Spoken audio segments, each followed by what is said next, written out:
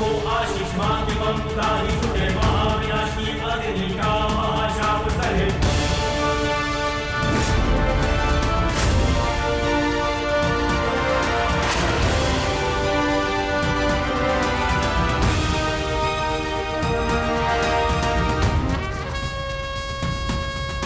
क्या पाप है सीमा से निकला धर्म है अब जाए टूटा, दिया विधाता ने है जो हर अवसर जाए झूठा।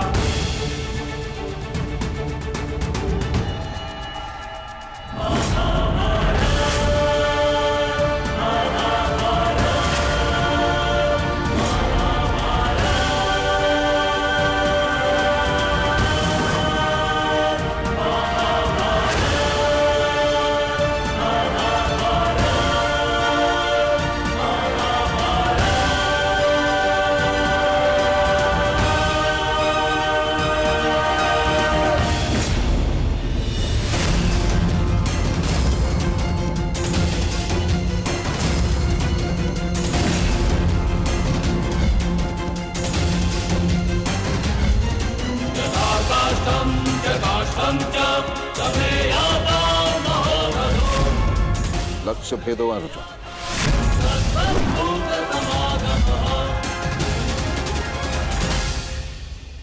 मैं नहीं चाहती कि मेरा कोई भी पुत्र एक दूसरे का वध करे।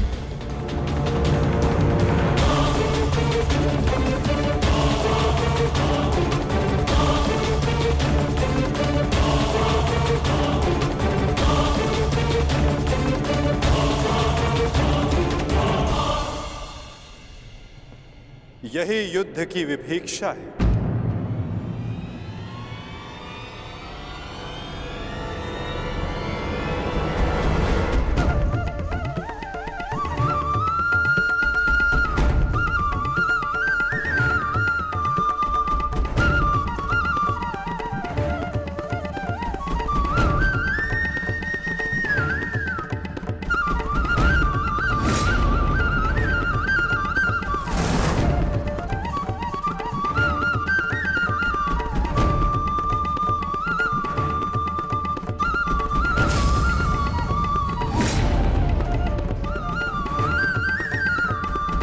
चाहे जो भी पक्ष जीते, परंतु हानि दोनों ही पक्षों को होती है।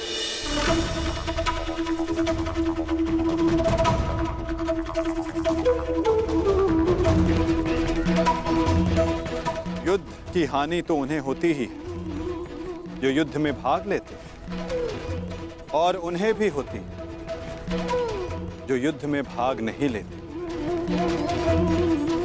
और अब जो मैं बताने जा रहा हूं, यहां उपस्थित कुछ लोगों को यह ज्ञात है, और जिन्हें ज्ञात नहीं है वो इस बात को जान लें।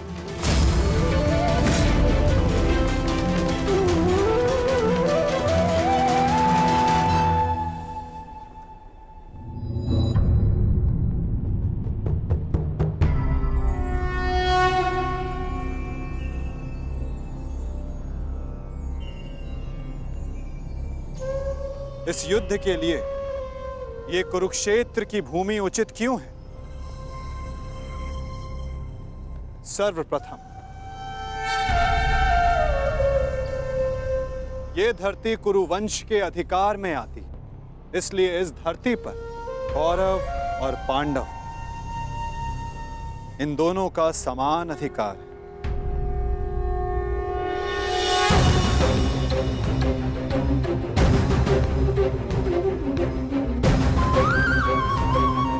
ये भूमि, ये पवित्र स्थल देव नदी सरस्वती के दक्षिण और दृश्यवाही के उत्तर दिशा में आता है। ये भूमि, ये भगवान परशुराम के यज्ञ कुंडों से घिरा हुआ है, और उन भगवान परशुराम के 3 शिष्य भी इस युद्ध में भाग ले रहे हैं। महर्षि कुरु ने बरसों तक इस भूमि को जोता और देवों से यह वरदान प्राप्त किया कि जो भी इस भूमि पर मृत्यु प्राप्त करेगा उसे मुक्ति मिलेगी, स्वर्ग मिलेगा।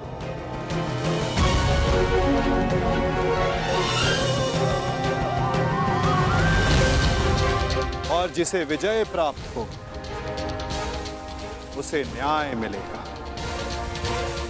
ये भूमि न्यायदात्री, पाप नाशिनी है और ये युद्ध भी न्याय के विजय के, पापों के नाश के लिए हो रहा है।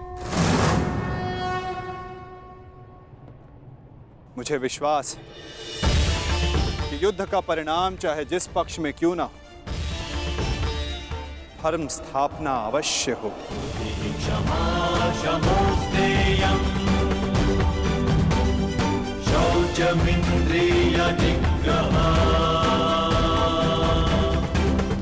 आज से 1 सप्ताह के बाद युद्ध की तिथि निर्धारित हुई। दोनों ही पक्षों के पास युद्ध की तैयारियां करने के लिए 1 सप्ताह का समय है।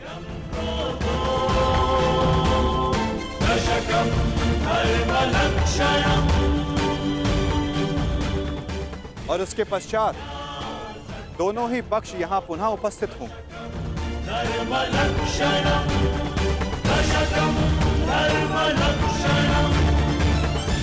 युद्ध के नियम निर्धारित करें, फिर आरंभ होगा महाभारत का।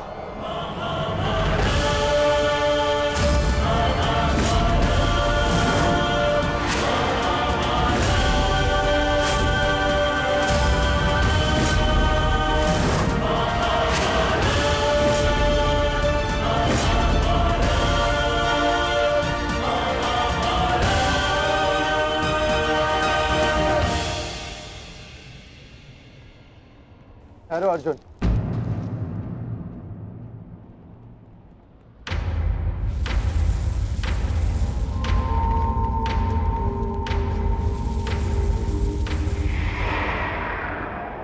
युद्ध से पहले भी आप हमारे श्रद्धेय थे, युद्ध में भी होंगे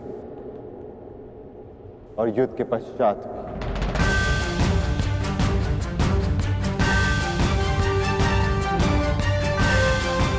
प्रणिपात। आयुष्मान भव।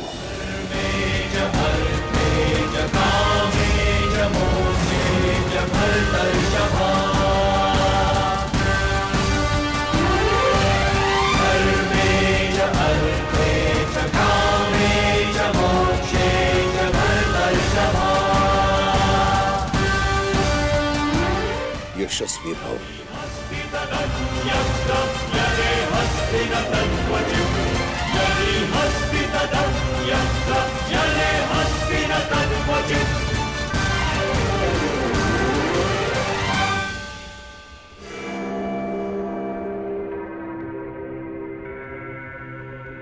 ये क्या था पितामह, जिन्हें हम युद्ध में परास्त करके उनका अंत करना चाहते हैं, उन्हें आप लंबी आयु का आशीर्वाद दे रहे हैं? ये दुर्योधन जब छोटे आशीर्वाद मांगे तो उनको आशीष देना बड़ों का कर्तव्य है।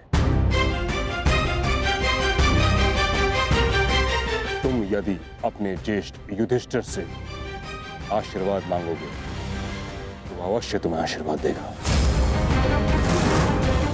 इतनी बड़ी सेना है तुम्हारे पास, मेरे केवल एक आशीर्वाद देने से तुम अपना आत्मविश्वास खो बैठे। तुमने जो चाहा तुम्हें मिला, वो सब कुछ तुम्हारे पास है जो तुम्हें चाहिए। मैं तुम्हारे पक्ष में इस युद्ध में खड़ा हूं, परंतु पांडवों को भी मेरे आशीर्वाद का अधिकार है।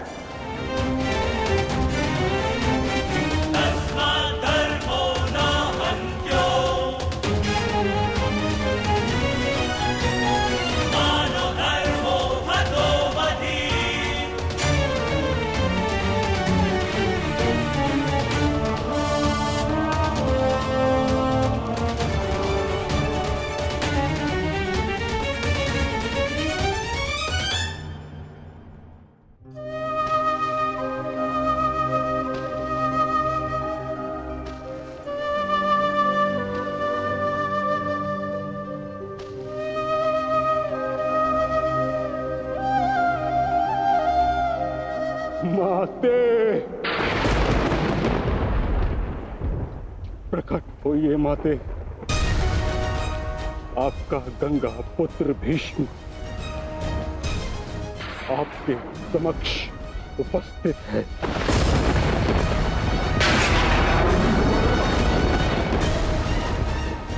क्या मेरी आवाज आप तक नहीं पहुंच रही? समूचे संसार को अपने जल से शीतलता प्रदान करती हैं आप। आज अपने पुत्र के जलते हुए हृदय को शीतलता प्रदान करिए माते। प्रकट होइए। समझ गया मैं। आप मुझसे रुष्ट हैं, असंतुष्ट हैं। आप कर भी क्या सकती हैं? इस पथ का चयन अपने लिए मैंने स्वयं किया। यही मेरा दोष है। मेरा दोष वो प्रारब्ध है जिसने मुझे इच्छा मृत्यु का श्राप दिया है। मेरा दोष मेरी वो प्रतिज्ञा है जिसे मैं तोड़ नहीं सका।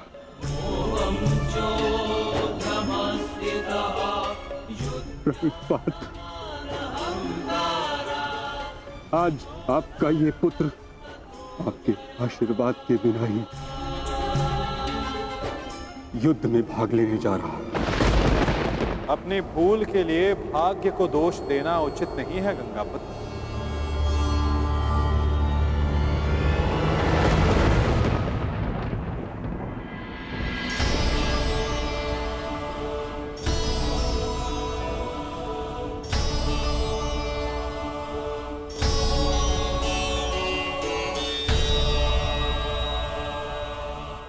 अवस्था में देखना भी तो उचित नहीं वासुदेव।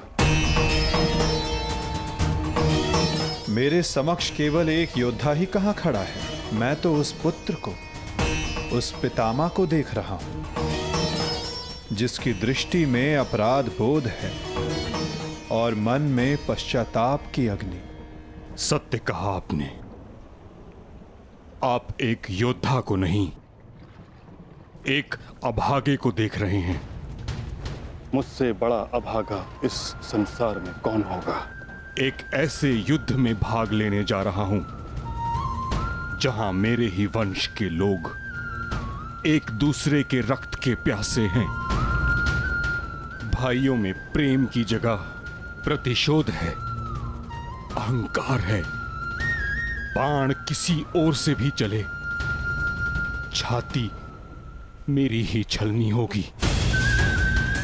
रक्त किसी का भी बहे, हृदय मेरा रोएगा। और मैं इस अनर्थ को रोकने के लिए कुछ भी नहीं कर सकता। जब आप रोक सकते थे तब आप मौन रहे गंगापुत्र।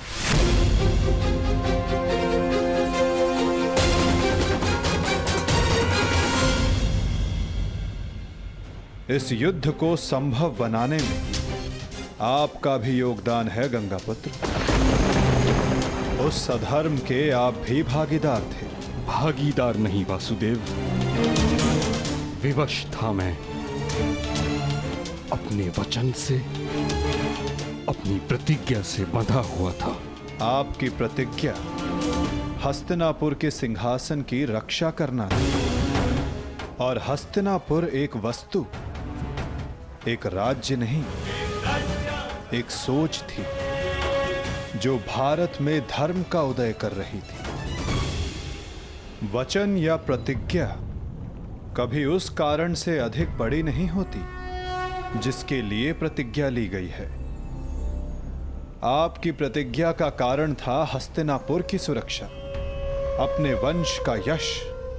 और आज आपकी प्रतिज्ञा हस्तिनापुर को, आपके वंश को कहां ले आई है गंगापुत्र? आपने हस्तिनापुर को ऐसा राजा दिया जो अपनी ही प्रजा के अश्रु नहीं देख सकता, ऐसा युवराज दिया जो अपने ही भ्राताओं की संपत्ति से द्वेष रखता है। आपके इस वचन ने एक स्त्री का भरी सभा में सबके समक्ष मान मर्दन होने दिया। माता पिता अपनी संतान को वचन देते हैं कि वो उनका साथ देंगे, परंतु अपनी संतान को सही मार्ग पर रखना माता पिता का कर्तव्य होता है।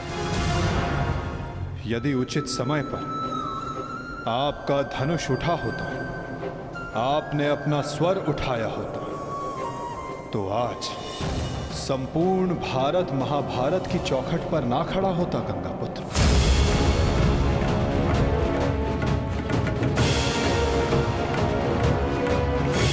आपकी इस प्रतिज्ञा को पूर्ण करने के लिए कितना बड़ा मूल्य चुका रहा है ये संसार।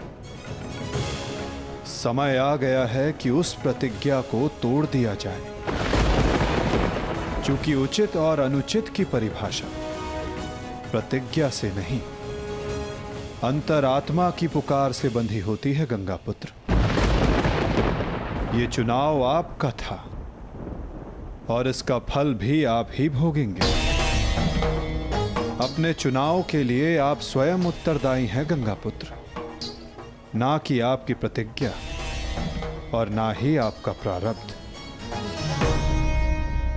ठीक कहा आपने वासुदेव।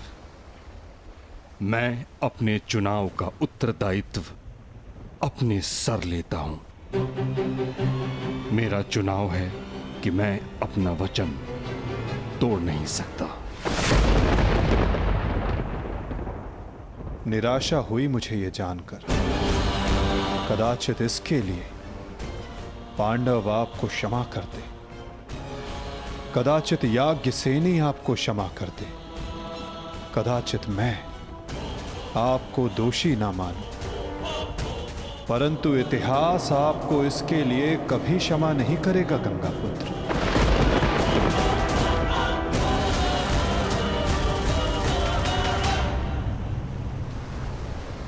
रुकिए वासुदेव, मैं नहीं चाहता कि मुझे क्षमा मिले।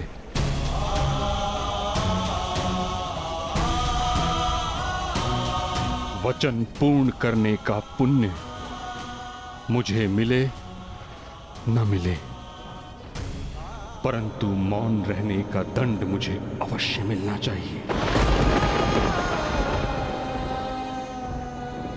मैं अपने निर्णय से असंतुष्ट हूं, परंतु इस बात का मुझे संतोष है कि पांडवों के पास वो अस्त्र है जो मुझे मेरी प्रतिज्ञा और मेरे श्राप से मुक्ति दिला सकता है।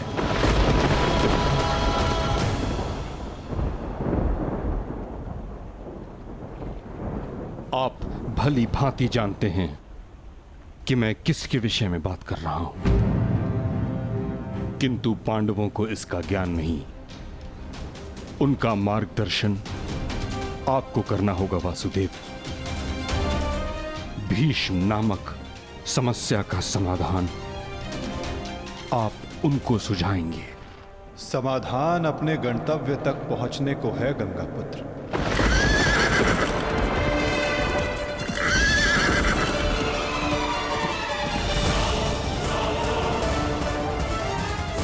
प्रणिपात।